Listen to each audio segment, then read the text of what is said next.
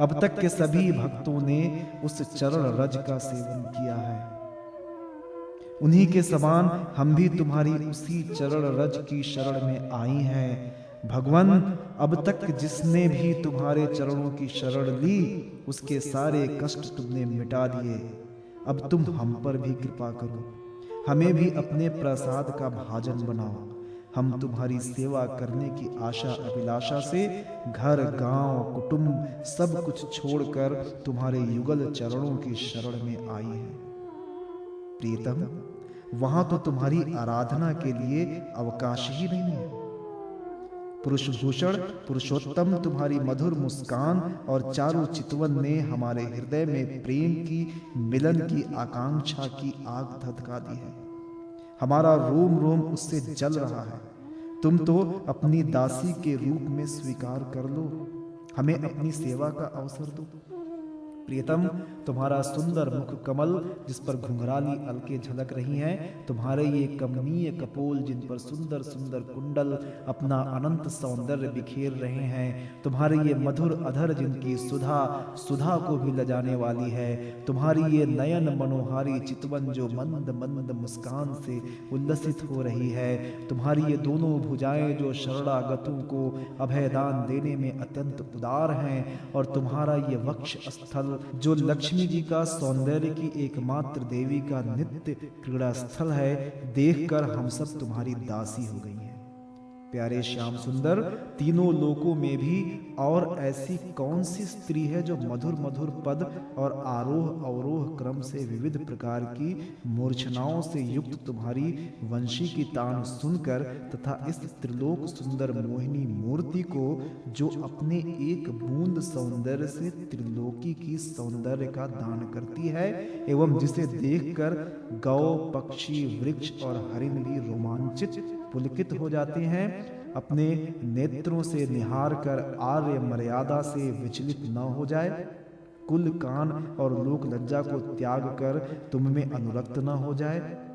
हमसे यह बात छिपी नहीं है कि जैसे भगवान नारायण देवताओं की रक्षा करते हैं, वैसे ही तुम व्रजमंडल का भय और दुख मिटाने के लिए ही प्रकट हुए।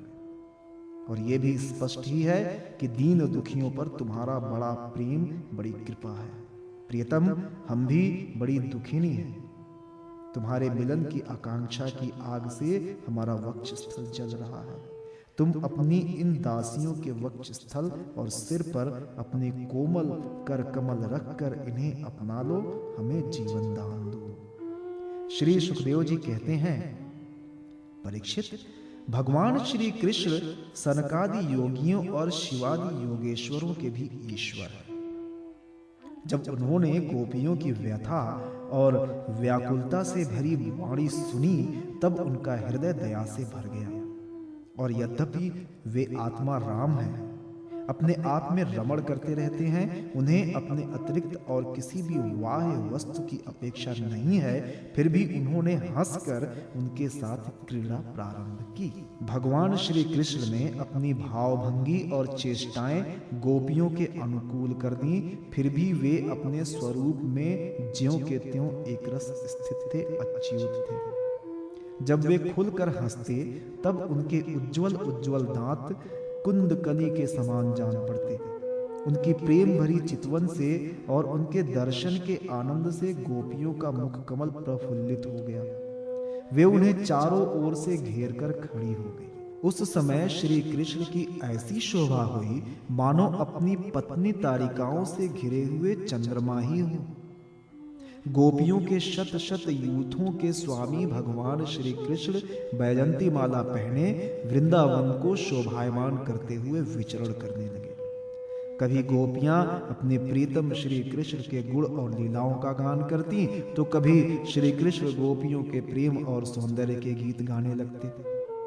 इसके बाद भगवान श्री कृष्ण ने गोपियों के साथ यमुना जी के पावन पुलिन पर, जो कपूर के समान चमकीली बालू से जगमगा रहा था, पदार्पण किया। वो यमुना जी की तरल तरंगों के स्पर्श से शीतल और कुमुदिनी की सहज सुगंध से सुवासित वायु के द्वारा सेवित हो रहा था। उस आनंद प्रद पुलिन पर भगवान ने गोपियों के साथ क्रीड़ा की। हाथ फैलाना, आलिंगन करना, गोपियों के हाथ दबाना, उनकी चोटी, जंघा, नीवी और स्तन आदि का स्पर्श करना, विनोद करना, नक्षत करना, विनोदपूर्ण चितवन से देखना और मुस्काना, इन क्रियाओं के द्वारा गोपियों के दिव्य कामरस को, परमोज्वल प्रेम भाव को उत्तेजित करते हुए भगवान श्री कृष्ण उन्हें क्रीड़ा द्वारा आनंदित करने लगे।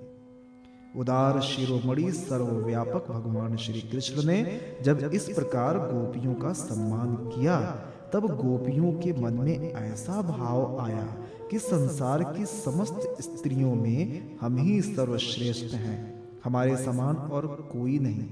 वे कुछ मानवती हो गई।